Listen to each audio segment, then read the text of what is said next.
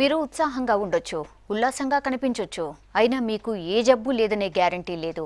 ఒక ఇంట్లో ముగ్గురుంటే ఇద్దరికి ఖచ్చితంగా జబ్బులు ఉంటున్నాయని ఓ సంస్థ సర్వేలో బయటపడింది. ఐసీఎంఆర్, నిమ్స్ కలిసి సిటీలో నిర్వహించిన సర్వేలో ఈ చేదు నిజాలు బయటపడ్డాయి.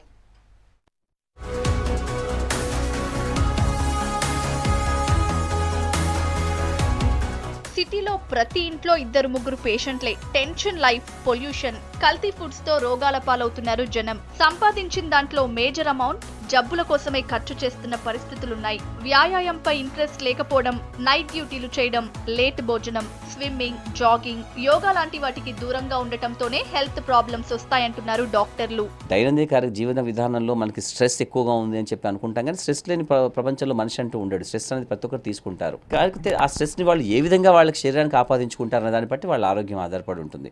చాలామంది ఎక్కువగా నైట్ అవుట్లు చేసి ఉండడం కానీ, రాత్రులంతా కూడా ఉండడము, చాలా ఆలస్యంగా భోజనం చేయడము, భోజనం చేయగానే పడుకోవడము. అలాగే విషయం ఏమిటంటే చాలామందిలో రెగ్యులర్గా ఒక ఫిజికల్ యాక్టివిటీ అంటే వాకింగ్ కానీ, జాగింగ్ కానీ, స్విమ్మింగ్ కానీ, యోగా కానీ, ఒక జిమ్కి వెళ్ళి కొంచెం బరువు తగ్గే కార్యక్రమం కానీ, లేదా ఏదో ఒక ఆరోగ్యపరమైనటువంటి కార్యక్రమాన్ని రెగ్యులర్గా చేస్తున్న వారు చాలా తక్కువ మంది ఉన్నారు. బీపీ, షుగర్ అనేది కామన్ అయిపోయింది ప్రజలల్లో. కానీ దానికి కావలసిన మెడిసిన్ కానీ, ట్రీట్మెంట్ కానీ సమయపాలన చేసుకుంటూ కనుక మెయింటైన్ చేస్తే అసలు ఏ ప్రాబ్లం ఉండదు. హైదరాబాద్ సిటీలో 50 లక్షల మంది రకరకాల రోగాలతో బాధపడుతున్నట్లు తేలింది.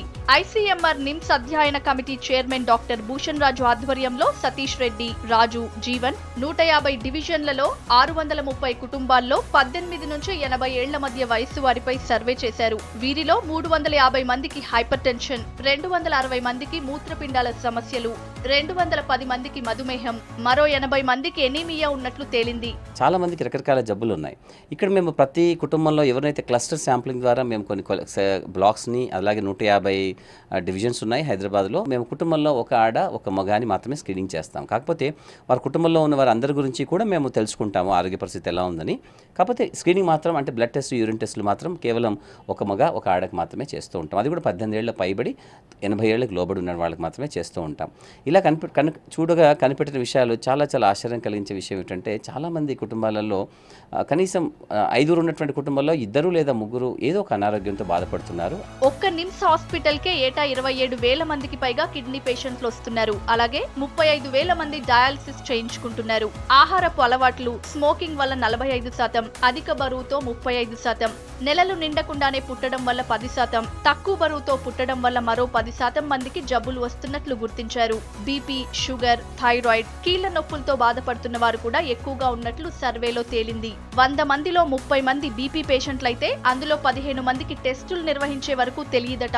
100 మందిలో 7 కిడ్నీ ప్రాబ్లమ్స్ తో బాధపడుతున్నట్లు సర్వేలో తేలింది. మా ఫ్యామిలీలో 4 మెంబర్స్ ఉంటాం. నాన్నకి బీపీ, షుగర్ ఉంది, నాకు కిడ్నీ ప్రాబ్లం వచ్చింది. 4 ఇయర్స్ నుంచి ట్రీట్మెంట్ నడుస్తుంది. 3.5 ఇయర్స్ నుంచి మెడికేషన్ నడిచింది.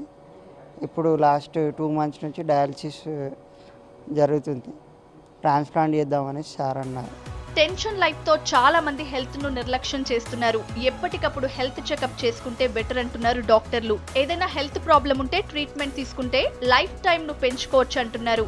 అలాగే వాకింగ్, యోగా, ఎక్సర్సైజెస్ పైన దృష్టి పెట్టాలంటున్నారు డాక్టర్లు.